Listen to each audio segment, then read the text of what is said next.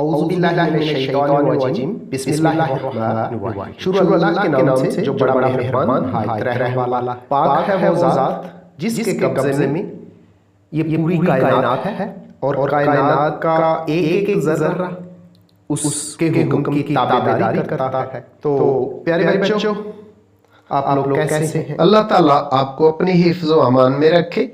आज का lecture physics class 9 unit number 5 है जी।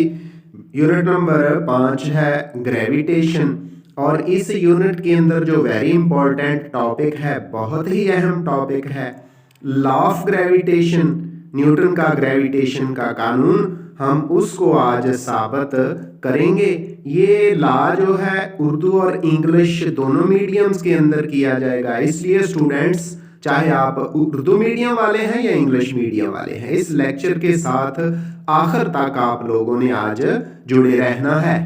तो डियर स्टूडेंट्स, लेक्चर की तरफ जाने से पहले आपसे रिक्वेस्ट है कि प्लीज मेरे चैनल को सब्सक्राइब कर दें और ये जो घंटी बनी हुई नजर आ रही है ना, इसको भी खड़का दें ताकि अहम लेक्चर्स का नोटिफिकेशन आपको मिलता रहे। इसके अलावा मेरी वीडियोस को शेयर और लाइक भी किया करें। I hope you will be fine. Physics gravitation. Today topic is law of gravitation. Now we come to the definition. According to Newton's law of universal gravitation, every body in the universe attracts every other body with the force which is directly proportional to the product of their masses and inversely proportional to the square of the distance between their centers. Urdu में कायनात में हर जिस्म हर दूसरे जिस्म को एक ऐसी force से अपनी जानिब कशिश करता है जो उनके मासेस के हासिल ज़रब के डायरेक्टली प्रोपोर्शनल और उनके मराकज़ के दरमियानी फासला के मुरब्बा के इन्वर्सली प्रोपोर्शनल होती है। Now we derive equation for Newton's law of universal gravitation.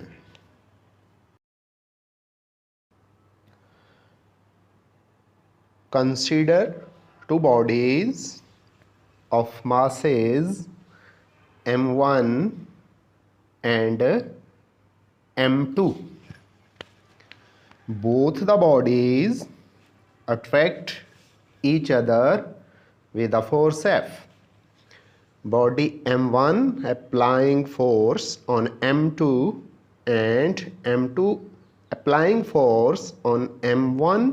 It is according to the Newton's third law of motion. So we can say that law of gravitation also resembles with Newton's third law of motion. Now we give the relation between force and masses of the bodies and the distance between the center of the two masses m1 and m2.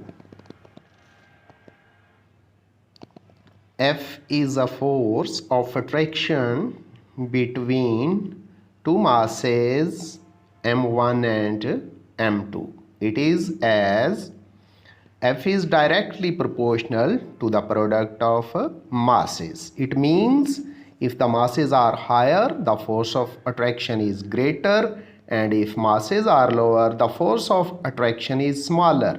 And then F is inversely proportional to d square. It means if distance between the centers of the masses is greater, the force of attraction is smaller. Then F is proportional to m1 m2 over d square and F is equal to g m1 m2 over d square. Then from here we tell about the g. Here g is universal constant of gravitation. In SI units, its value is given as g is equal to 6.673 into 10 raised minus 23 newton metre square पर kilogram square. चलते हैं Urdu medium की तरफ और हम Newton के gravitation के कानून की मसावात अखज़ करते हैं। तो डियर स्टूडेंट्स, न्यूटन का ग्रेविटेशन का कानून, फ़र्ज़ किया दो अजसाम जिनके मासेस बिल तरतीब m1 और m2 हैं, एक दूसरे से फासले d पर पड़े हुए हैं, यानी दोनों के सेंटर्स के दरमियान फासला d है। F इनके दरमियान कशिश की फ़ोर्स है, अट्रैक्शन की फ़ोर्स है।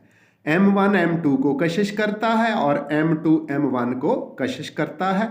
ये एक दूसरे के रिएक्शन की फोर्सेस हैं और ये लॉ जो है न्यूटन का लॉ ऑफ ग्रेविटेशन एन न्यूटन के तीसरे कानून के मुताबिक है।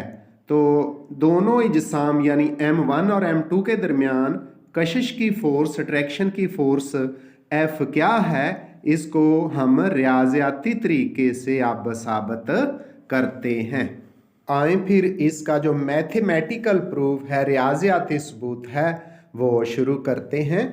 तो F क्या है? फोर्स ऑफ अट्रैक्शन है, कशिश की फोर्स है दो मासेस जो m1 और m2 हैं उनके दरमियान।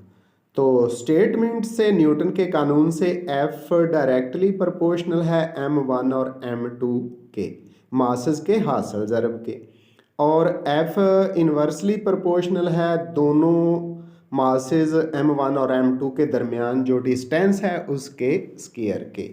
अब हम ये जो दोनों हिस्से हैं यानी F डायरेक्टली प्रोपोर्शनल है m1 m2 के और F इन्वर्सली प्रोपोर्शनल है d के स्क्वायर के, दोनों को मिलाते हैं तो बन जाता है F प्रोपोर्शनल है m1 m2 बटे d का स्क्वायर, और यहाँ से F इक्वल हो जाता है g m1 m2 बटे d स्क्वायर।